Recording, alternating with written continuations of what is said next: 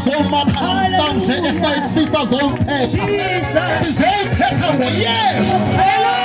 Owasephula umthwalo owayesisinda. Usibona silapha nje namhlanje. Enye yezizathu kukwazi inkosi eyasephula umthwalo. Sizokwazisa yona. Sizothi bonani ke namhla into zisuke zabantsha. Esayisitsho ngani kuthi ningacingi bakuvele kwanje. Izinto zisuke zabantsha ngoba kufika uYesu ebomini bethu. Hayibo. Hallelujah.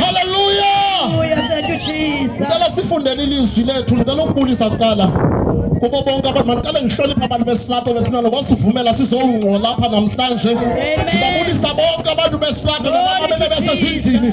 Ivani bantu benkosi izwi kaThixo lo mkhosi ongaka uhlatyelwe nina kwezo zindlu. Hallelujah.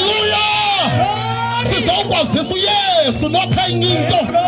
Ngicela ukunibulisa kapha ezindlini sinihloniphe namhlanje. Hayi ingqondo esize nayo i-different namhlanje ayifani nezofane uphela ukuziva zihloshelwayo. Hayi enye ingqondo le izothetha ngamandla akhululayo. Izothetha ngamandla asuke ezulwini. Izothetha ngamandla athi asawuthileka ubomi bomntu buthintshe. Ay hallelujah. Ngicela ukubulisa ke nabantu abakhona bonke ngaphakathi kwethu egameni likaYesu namkelekile. Siyavuya ukuba nani namhlanje. Siyavuya ukuba kule ndawo. Siyanithanda kakhulu. Uthixo ukhetheni namhlanje basimapha ukuba ibingelilwe idinga likaThixo ngaba sikho lapha. Bekukhona ezinye izinto esinoya kuzo nathi. Besimenyiwe kwi-family meeting zasishiya. Sisizapha namhlanje sihloniphe uThixo. Ethanda nina esayisisa. Hallelujah. Sizekuni namhlanje ningalali. Ay hallelujah. Yes, Lord. Sala sifunde nje kamsinyane apha ku incwadi kaYohane chapter 1. Hayi man, chapter 14 siqale pha ku verse 5. Ngenxa yento nje engihalela ukuyiva pha ku verse 5.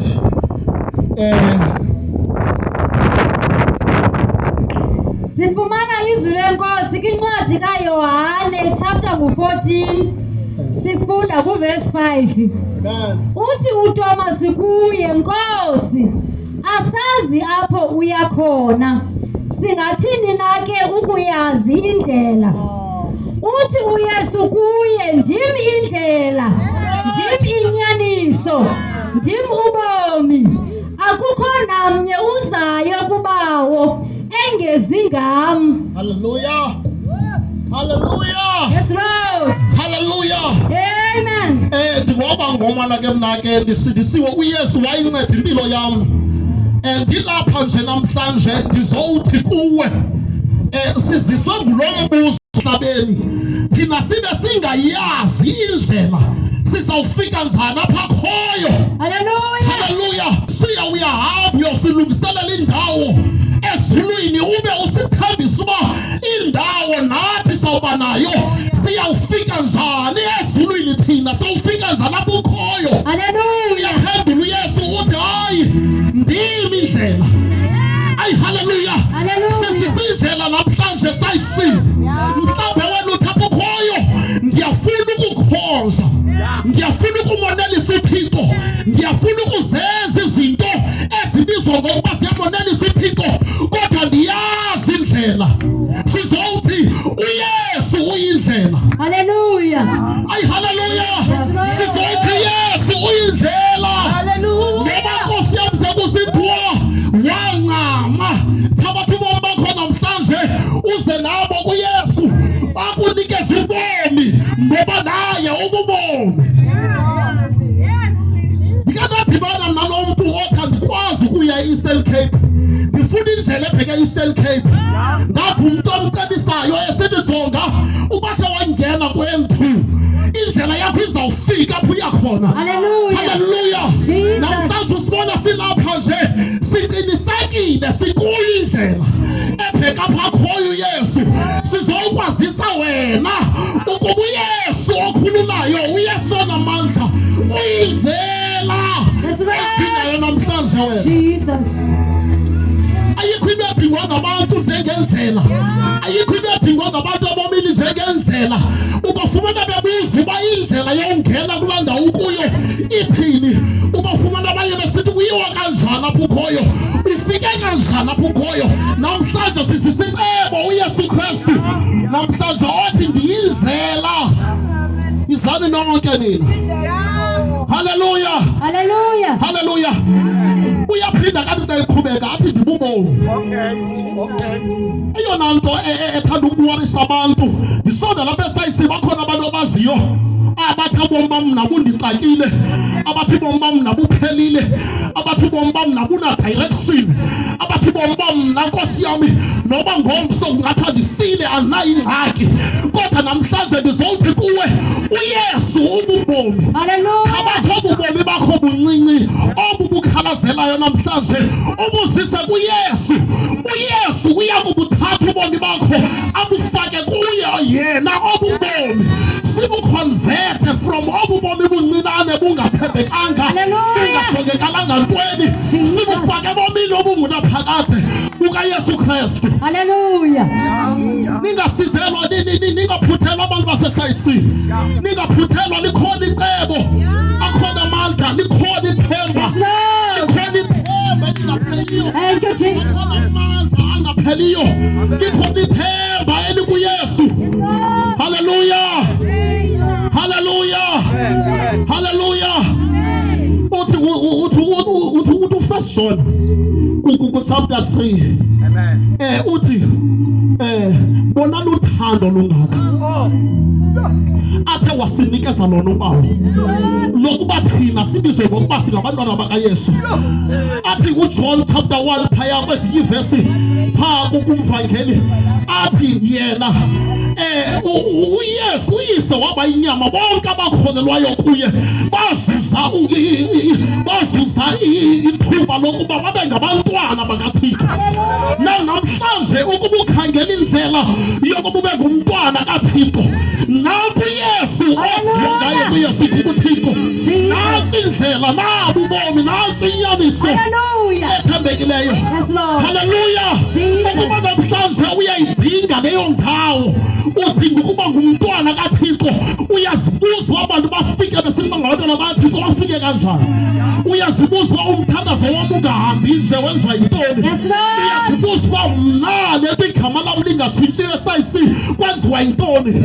Sizisa uYesu. Hallelujah. Sizisa uYesu, sizisa ithemba, sizisa ithemba lobomi, sizisa ubomi obungunaphakade, ubomi obathilekayo kuthi. Yes, Lord. Saze salapha namhlanje, sizisa ubomi namhlanje. Ubomi uyawuthi wena usawungena kubo kube kanti ungena ebomini obungunaphakade, Hallelujah. obungasoze buphinde buphele.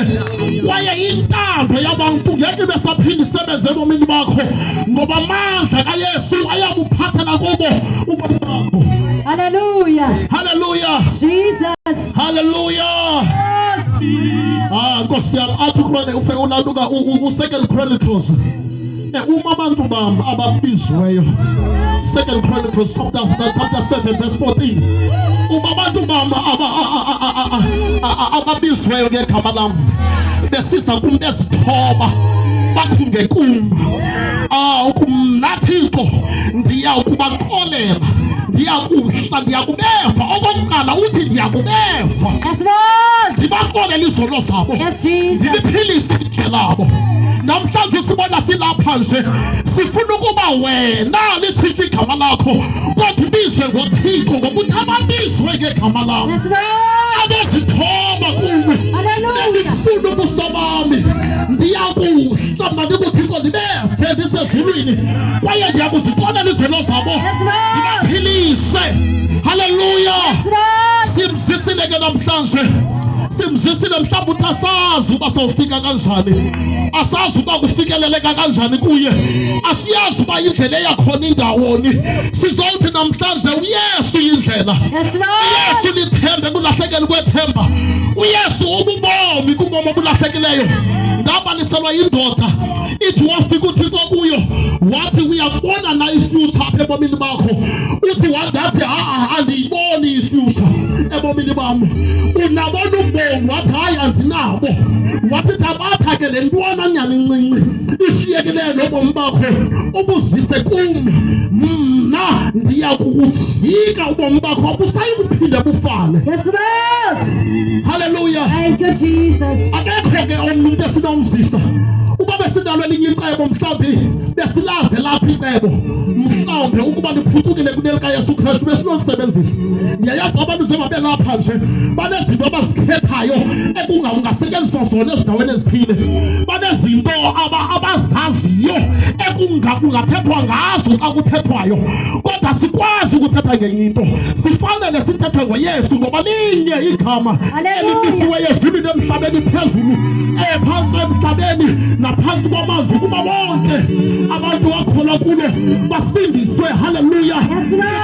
Yonke uNkulunkulu wam amadolo agobe kulo. Siyabulela Nkosi. Ngiyakhumbula ngenye imini ndisiva ibali omnye utata waye wehlelwa yingozi esendaweni angayithandiyo, esendaweni angayikhethiyo apha ebomini. Hallelujah. Kuthiwa le ndawo yindawo epopulated ngabantu abasisizwe esithile samaNdiya.